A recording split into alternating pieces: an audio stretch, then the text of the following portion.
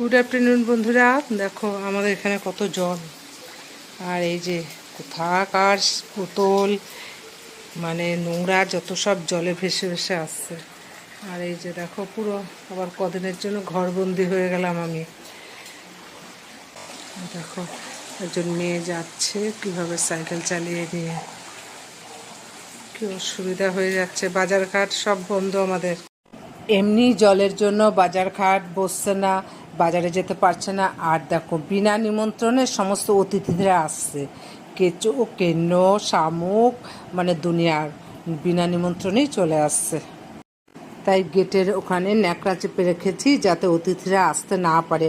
অতিথিরা আসলে কি খেতে দেবো বলো তো এই জল বৃষ্টির দিনে? তোমাদের কার কার ওখানে এরকম অবস্থা একটু কমেন্ট করো। আর দেখো এখনও বৃষ্টি পড়ছে, বৃষ্টির আর থামার কোনো বালাই নেই। মনে হচ্ছে যেন দীঘা আমার বাড়ির দুয়ারে চলে এসছে। তা কদিন তো আর বেরোতে পারবো না, তাই দীঘার সমুদ্রের জল দেখেই কটা দিন কাটাই। কি বলো তোমরা? তা তোমাদের কার কার ওখানে এরকম অবস্থা একটু কমেন্ট করো।